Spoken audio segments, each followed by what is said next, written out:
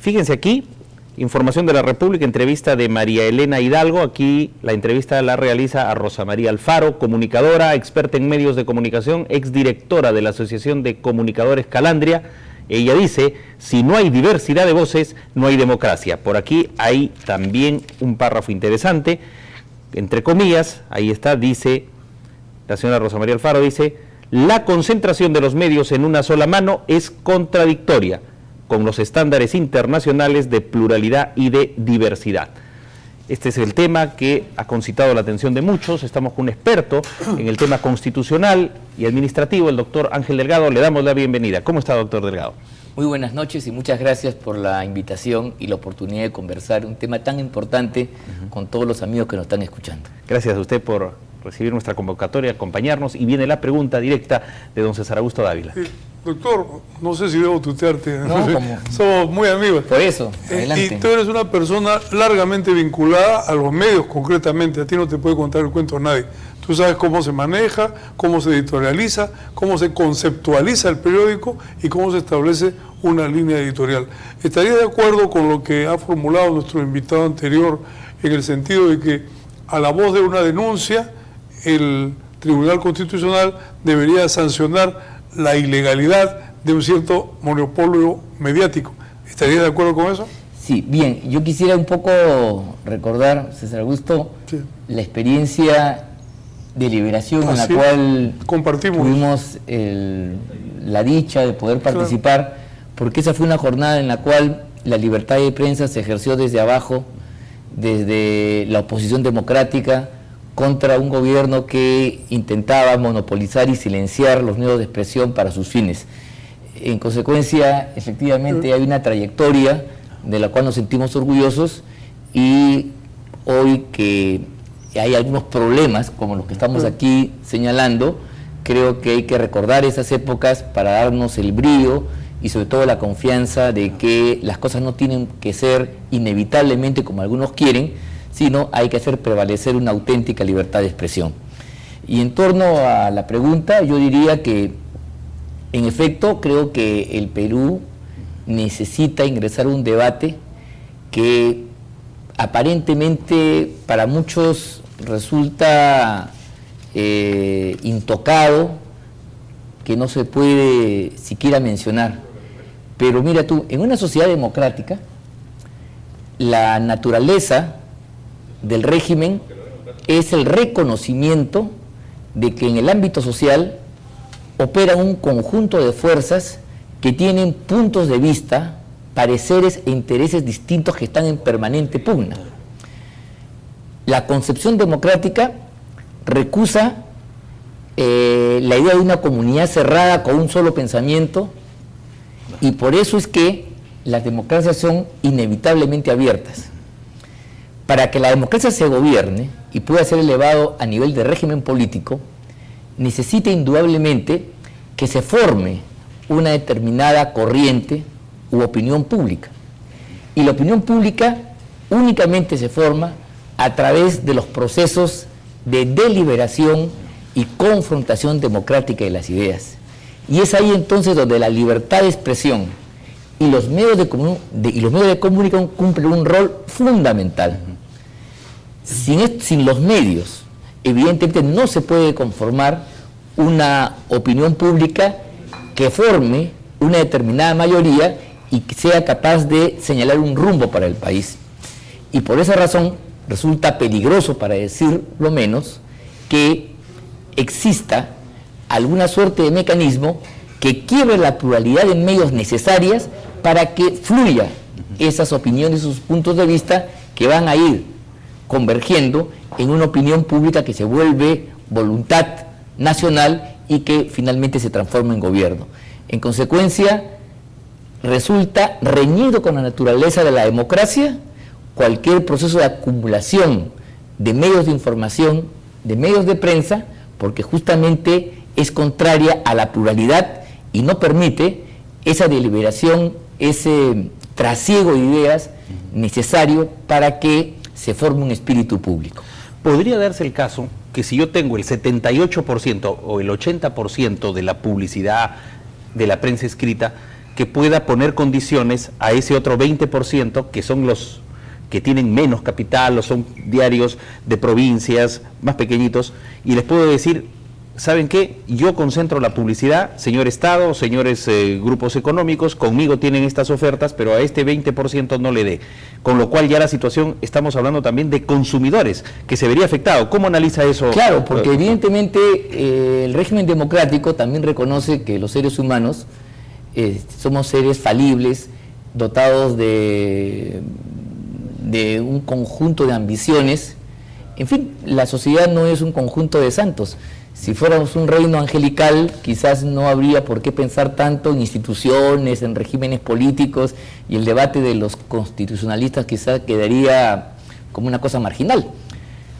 Y en consecuencia, cuando el poder se concentra, se desatan todo tipo de ambiciones, de intereses subalternos, y en consecuencia, quien tiene un poder excesivo busca ejercerlo abusivamente. Y de eso se trata. Y eso así ha sido en la historia de la humanidad. Por eso es que desde tiempos antiguos siempre se luchó contra la concentración del poder. Y las grandes revoluciones liberales de finales del siglo XVIII y el siglo XIX se alzaron contra esa concentración de poder en el antiguo régimen, que en ese entonces se llamaba absolutismo. Y lo que permitió la derrota del absolutismo fue abrir la sociedad y permitir que el gobierno no naciera de una imposición, sino surgiera del debate libre entre actores que tenían la capacidad de informarse. Si hay una concentración de medios, si hay una suerte de monopolización de los mecanismos de información, evidentemente este proceso se lesiona y no va a poder cumplir su objetivo. Y por esa razón estamos ante una suerte no de preocupación exquisita, sino ante un peligro latente que quizás hay que tomar la mayor conciencia, porque en su desarrollo podría más adelante poner en peligro la propia esencia de la democracia. Claro, lo que tenemos experiencia en el desarrollo del periodismo concretamente y de los medios de comunicación en términos generales, estamos analizando que este consorcio monopólico que ahora se está adueñando de la opinión pública y de las ideas en el Perú, es ahora que va asentando sus bases y demostrando su poder efectivo, pero hace tiempo que viene desarrollando un proceso de captación y amedrentamiento. Esto explica por qué, ante la situación que vive el Perú de inseguridad ciudadana, de educación maleable y defectuosa, de todos los problemas de salud, de todo lo que sufrimos, nadie ha podido pronunciarse concretamente buscando una solución. Se han limitado a la referencia. Pasa esto, asesinan, los pobres jubilados hacen la cola y no reciben nada a cambio, pero nadie ha dictado una solución. El día de hoy, modestamente, nuestro editorial en el diario El Hermanón postula la convocatoria a las mentes más lúcidas del Perú, tal vez por la Asociación Nacional de Rectores, podría ser, es una idea, ¿no?, para que nos formulen soluciones y no dejemos de estar lamentándonos frente al muro, sino que marquemos una vez el paso del Rubicón. Doctor Ángel Delgado, ¿qué podrían decir los políticos, los partidos frente a esto? Porque en una elección con una maquinaria de estas, pues no solamente va a ir contra otros medios de comunicación de provincias más chicos, más débiles, sino que puede poner los personajes o los políticos que quieran.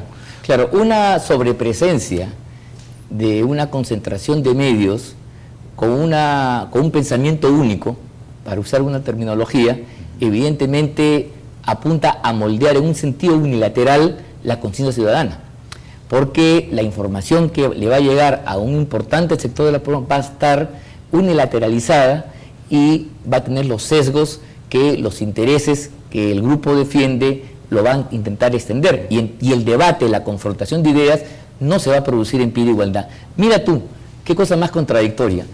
Nosotros tenemos hoy una posición unánime para condenar todos los procesos en los cuales se afecta la libertad de expresión cuando se concentra los medios a través de mecanismos políticos jurídicos. Y condenamos entonces regímenes totalitarios como el que existe en Cuba, sin duda, o lo que hay en Venezuela, correctamente, ¿no? Correcto. Ahí el proceso de monopolio se ha dado a través de decisiones políticas y respaldadas por las normas de ese país. Pero no decimos nada al mismo tiempo cuando ese proceso se da a través de mecanismos comerciales, claro, a través del sistema contractual, a través de las reglas de la economía. Y es por eso que nos sentimos un poco desarmados y no tenemos muchos argumentos del punto de vista del derecho constitucional y de las propias fuerzas políticas para tener una respuesta efectiva frente a eso.